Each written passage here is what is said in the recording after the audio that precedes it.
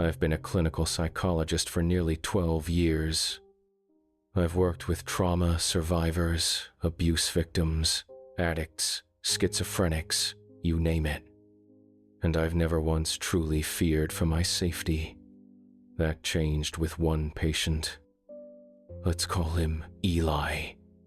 Mid-32nd, soft-spoken, wore turtlenecks even in the summer. Referred to me for persistent paranoid delusions. On paper, it sounded like a standard intake. But from the moment he walked into my office, something felt off. He looked me straight in the eye and said, "You're real, that's good."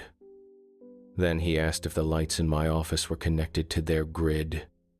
I smiled politely, the way you do when someone leads with paranoia. But deep down, something clenched. I asked Eli to tell me why he thought he was being watched. He said, "Because I am, but not by who you think." He stared at the ceiling for a moment, then leaned in and whispered, "There's a man with no eyebrows. He's always smiling. He sends people like you to ask questions, but you're different."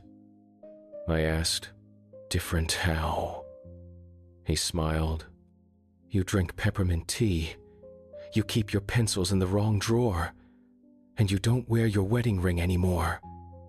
My blood ran cold. The tea, maybe he smelled it. The pencil drawer, maybe he saw it open. But the ring? I stopped wearing it 2 weeks ago. No one knew that. Not even my assistant. I sat a little straighter and wrote in my notes, "Potential stalker behavior. Assess further." But that was just the beginning. Eli hadn't come to therapy for help. He came to warn me. In our second session, Eli brought in a notebook. Black leather cover, pages wrinkled, written in pencil. "These," he said, "are my dream files." I asked if he meant a dream journal. He shook his head. "Number, these aren't dreams. They're real memories from different timelines." I opened the book. First page, a drawing of my office. Every detail matched. Even the faint coffee stain on the edge of my rug. Second page, a sketch of me, sitting at my desk, reading a book I'd just started 2 nights ago. I looked up at him. "Eli, how did you—" He interrupted. "You dreamt it on Monday. You were in a forest. Someone was chasing you, but you couldn't move." My throat dried up. "That was my dream." "That wasn't yours," he said. "That was me remembering your memory." I told myself it was coincidence, a lucky guess, but I started locking my office door after that. A few nights later, I left the office late. Parking lot was empty, except for one car at the far end. Headlights off, engine running. As I walked to mine, I felt that unmistakable feeling of being watched. I turned. A man stood near the back of the lot, too far to make out his face clearly, but even in the dark, I could tell. No eyebrows. I froze. He didn't move, just stood there. I fumbled for my keys and drove off faster than I'd like to admit. Next morning, Eli walked into our session and smiled. He was outside last night, wasn't he? I didn't respond. He laughed. "You're still trying to pretend this is just in my head, but now it's in yours too." I canceled the rest of my day. Told my receptionist I wasn't feeling well. I know what I did was unethical, but curiosity is a funny thing. I waited in my car after Eli's appointment, followed him at a distance. Just wanted to see where he lived. He didn't go home. He walked for nearly an hour, through back streets and alleyways, never checking his phone, like he knew I was watching but didn't care. Finally, he stopped at a small, boarded-up storefront. No sign, windows blacked out. He slipped inside through a side door. I parked and approached. Tried the knob. Locked. But I heard something. Voices. Dozens of them, whispering in unison. Couldn't make out the words, except for one name, repeated over and over. Eli, Eli, Eli. I backed away. As I got to my car, I saw a sticker on my windshield. A plain white circle, no text. But I knew what it meant. Eli had marked me. I told Eli we'd have to pause therapy. Told him I was going on vacation. I needed space badly. But the next day, he started showing up again. Not physically, at first. It began with little things. A podcast I listened to every morning, one random ad said his name. A novel I picked up off my shelf, the main character said something Eli once told me word for word. Not everything that thinks is human. I tried to shrug it off. Coincidences. Fatigue. Then I checked the office security footage, just out of paranoia, and there he was, standing in the corner of my office, staring at the wall. No entry on the tape, no door opening. Just suddenly he was there. I paused, rewound. Nothing. No sign of anyone entering the building. I called the police. They found no signs of forced entry. No fingerprints, no footprints. No evidence that anyone had been there at all. That's when I stopped asking who Eli was and started asking what. I became obsessed. Not with Eli anymore, but with him. The man with no eyebrows.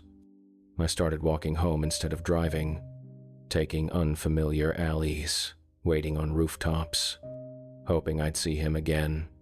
And eventually, I did. He was sitting on a park bench at 3 a.m., dressed like a businessman from the 52nd pressed suit, shiny shoes, pale as paper, and still, no eyebrows. I approached slowly, my heart thudding. "Are you real?" I asked. He didn't answer, just turned to me and smiled. His mouth was too wide, his teeth small, uniform, endless. "Why me?" I asked. He whispered, "Because you opened the door." I blinked, and he was gone. No sound, no movement, just me, standing alone in that park, hands shaking, breath frozen in my lungs. I stayed home for 3 days after that night. No work, no phone, no lights. On the 4th day, I forced myself back into the office, maybe out of defiance, maybe because I had nowhere else to go. Everything looked the same, except for the envelope on my desk. No stamp, no handwriting, just one word, typed in all caps. Me. I opened it with trembling fingers. Inside was a single sheet of paper, written in my exact formatting, phrasing, tone. A therapy intake note, but the subject line was my name, my full legal name, and it was signed by me. Session 1 notes: patient is experiencing temporal bleed-through, believes he is a psychologist, unaware of breach event, subject unstable but self-aware, unfit to sit. Then one line in bold: do not sit in the chair. I looked across the room at my therapy chair, the one every patient sits in, the one Eli always refused. I don't know why I did it. Maybe part of me needed to know. I walked across the room, stood over the chair. It looked ordinary. Slightly worn leather, a coffee stain on the armrest. Just a chair. I sat down, and everything folded in on itself. The office around me blurred. The walls peeled into static.